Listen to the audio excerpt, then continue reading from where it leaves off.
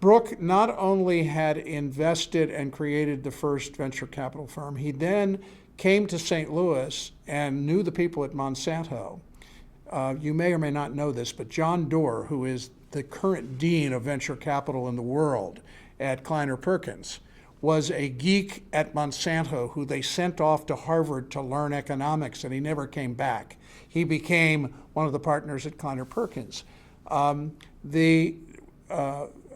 Peter Brooke went on to create the first international venture capital firm, which still exists today, Advent International, raised $8 billion. And when he did that, he knew the people at Monsanto, and he came into town, I'm not sure what dates, this was probably in the 80s, and tried to seek investment and wanted to actually consider locating some of it here. And he later told us when we were getting him prepared for our leadership trip that he was thrown out of St. Louis. They thought he was nuts, except for the leaders at Monsanto, who invested and made a wonderful return, as they should have, by investors in Advent International. So we identified Peter Brooke as somebody we wanted to hear this story from. So I started asking around in Cambridge. I'll get to the point. Okay. No, we were fine. And I learned that he didn't do speeches. He hated giving speeches.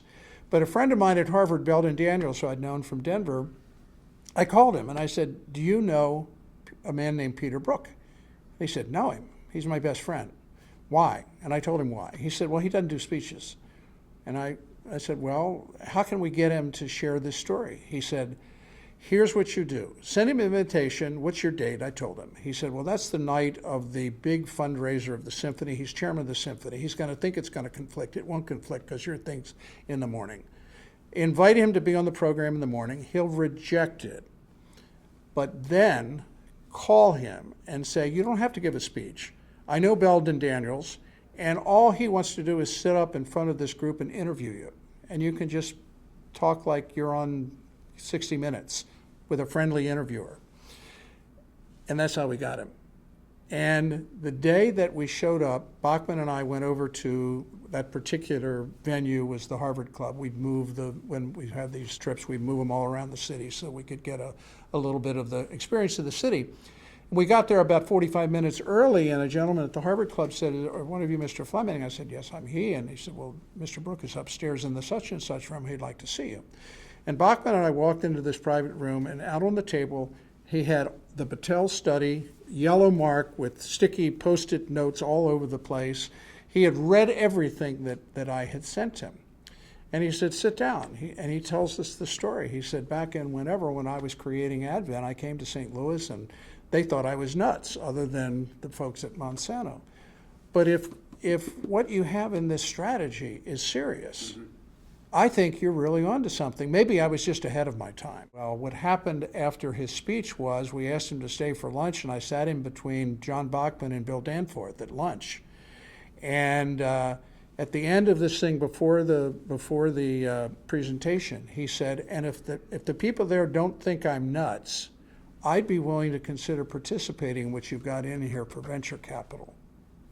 So I called him following the trip to Boston, and of course we'd sent thank you notes to people and all that, but I called him, I said, "Mr. Brooke," and he says, "Call me Peter." I said, "Peter, you made a pretty enticing comment with Bachman and me that you'd still be interested in participating unless you were just being overly gracious as a host. I'd like to follow up." He said, "I wasn't just being gracious. I'd like to talk about it." And I said, "When can we come back to meet?" And he took his calendar out and he gave me a couple dates, and I said, "Well," and so Bill Danforth, John McDonald, John Bachman, and Bob Calcaterra and I went back and met with Peter and his son. And literally in the back of an envelope, Peter invented the Vectis Fund, which was the first of the early stage life sciences venture capital funds in St. Louis. And his concept was brilliant. He says, most of the VC community knows nothing about St. Louis. They fly over St. Louis. Here's an idea. I'll raise half of the money. We'll shoot for at least $100 million. Early stage, life sciences. I'll raise half the money from my colleagues here on the East Coast, in Atlanta, and in San Francisco. You guys raise the other half in St. Louis, however you do it, your endowments, whatever. We'll constitute the advisory board and we'll only hold our meetings in St. Louis. So we'll force them to discover this on their own. And for a series of every year, the Vectis board would come to St. Louis, in addition to raising $100 million, and the second fund was $200 million, and they've gone on from there. But in the process, a whole host of the VCs discovered for themselves by being here for 2 days each year